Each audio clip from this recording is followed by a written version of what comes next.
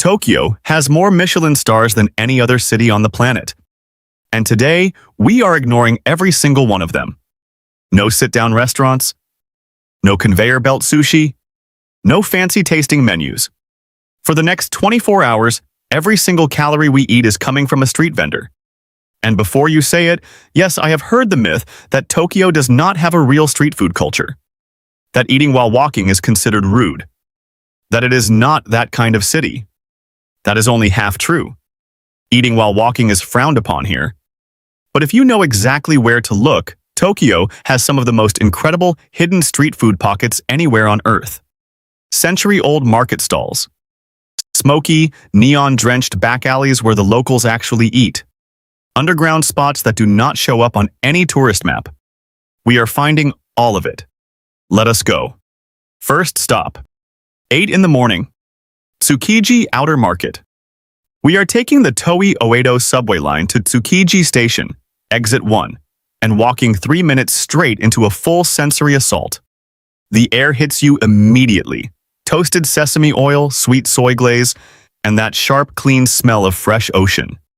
This is the Tsukiji Outer Market, and even though the wholesale fish auctions moved to a newer facility across town, the street stalls here are still completely legendary. Our first stop is a stall called Yamachu. They do one thing and they do it perfectly. Tamagoyaki. A sweet, layered Japanese omelet, cooked fresh and served piping hot on a stick for just a couple of hundred yen. Watch the chef work. He is flipping the egg in a rectangular pan with this calm, precise rhythm that tells you he has done this 10,000 times. The result is pillowy soft, lightly sweet, savory at the edges, and somehow both simple and deeply satisfying at the same time. But we are just getting started. Right next door, a vendor is holding a propane blowtorch over high-grade A5 Wagyu beef skewers and torching them to order. The marbled fat starts to melt the second that flame touches it, dripping down onto the hot coals below.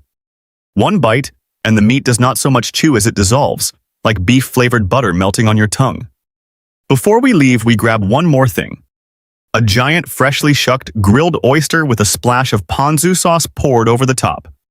Breakfast of Champions, Street Food Edition. Total bill for all of that? About $25. And the day has barely started. Midday. Asakusa and the historic sweet stalls. For the next stop, we are hopping on the Tokyo Metro Ginza line and riding it all the way to the final stop, Asakusa Station. From there, follow the signs towards Sensoji Temple, and you will walk directly onto Nakamize Dori. This shopping street has been feeding travelers and pilgrims for literally hundreds of years. The wooden stalls lining the path look almost exactly like they did in the Edo period. One golden rule here, and actually everywhere in Tokyo street food culture. You buy your food and you eat it, standing right next to the stall. You do not wander down the street with it in your hand. Respect the culture, enjoy the food, and everything goes smoothly. Our first target is Melon Pan. Do not let the name fool you. It does not taste like melon. It gets that name because the crispy, sugary cookie crust baked onto the top looks like the skin of a cantaloupe. What they do here is slice it open while it is still warm and stuff it with a massive slab of cold matcha ice cream. The contrast is extraordinary. Warm, pillowy bread on the outside. Freezing, bittersweet green tea ice cream on the inside. Every bite hits differently. To follow that up, we find a side alley vendor selling kibi dango, small chewy millet dumplings rolled in roasted soybean flour, served with a cup of ice-cold sweet sake on the side.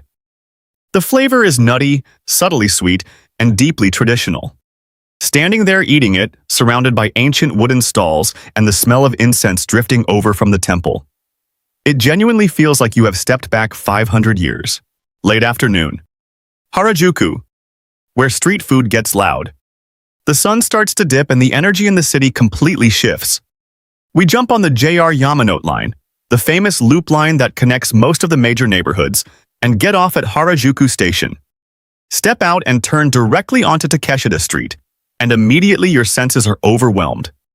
Bright colors, loud music, teenagers in the most creative outfits you have ever seen, and the smell of sugar and butter hanging in the air. Harajuku is globally famous for its crepes. Paper-thin, French-style crepe batter cooked fresh on a flat iron and wrapped into a cone so you can eat it while standing. Stalls like Marion Crepes have plastic display cases showing off over 50 different flavor combinations. We are not playing it safe. We go with a crepe loaded with chocolate brownies, whipped cream, fresh strawberries, and an entire slice of cheesecake folded inside. It is chaotic and beautiful, and somehow it works. If sweet is not your thing though, cross the street to Zaku Zaku. They make elongated cream puffs, coated in a hyper-crunchy almond shell on the outside, filled to order with chilled Hokkaido milk custard on the inside. When you bite into it, the crunch is so loud and so satisfying that you can hear it over the pop music blasting out of the stores around you. It is one of those snacks that makes you immediately turn to whoever is next to you and say, "Did you hear that?" 8 at night. The smoky maze of Omoide Yokocho. Night falls, and Tokyo's street food scene transforms completely. We take the Yamanote line 2 stops north to Shinjuku Station, the single busiest train station in the entire world. We exit through the west gate, turn sharply, and step into Omoide Yokocho. The name translates to memory lane. Locals call it something less poetic, Piss Alley. But whatever you call it, nothing prepares you for the experience of walking in. It is a narrow, claustrophobic grid of back alleys that somehow survived World War II, lit almost entirely by red paper lanterns and thick white smoke pouring out of every open front stall. You cannot see more than a few meters in any direction. The smoke gets in your clothes, your hair, everything. And it smells absolutely incredible. This is yakitori territory. Chicken skewers grilled over white-hot binchotan charcoal, a Japanese charcoal that burns hotter and cleaner than anything else. You find a tiny stall, squeeze into a space barely wide enough for your shoulders at an open counter facing the alley, and point at whatever is on the grill. We order nejima, chicken thigh pieces alternated on a skewer with pieces of charred green onion, brushed repeatedly with a sweet, savory terre glaze. This glaze is the soul of the dish. At some of these stalls, that sauce has been bubbling away and building flavor for decades. The chicken skin is shatteringly crisp. The meat underneath is juicy and dark with smoke. Pair it with a cold draft beer or a whiskey highball, and you are not just eating dinner. You are experiencing exactly what Tokyo feels like after dark. Midnight. The final stop. Shibuya Crossing. One final train ride on the Yamanote line brings us down to Shibuya Station at midnight. We walk out into the famous Scramble Crossing, hundreds of people pouring across the intersection from every direction at the same time, and tuck into the back streets nearby to find our last dish of the night. Takoyaki. If you have never had these before, the concept sounds strange, and the reality is incredible. Diced octopus cooked inside a ball of savory batter in a special molded iron griddle. Watch the vendor move those 2 metal picks at speed, flipping the balls mid-cook until they form these perfect golden spheres. Then they pile them into a tray, drown them in savory brown sauce and Japanese mayonnaise, dust them with powdered seaweed, and drop a mountain of dried bonito flakes on top. The bonito flakes catch the rising heat and wave at you like they are alive. 24 hours. 0 restaurants. One city that completely rewrote everything I thought I knew about street food. Tokyo does not advertise what it has. It does not put it on billboards or top 10 lists. You have to go looking for it.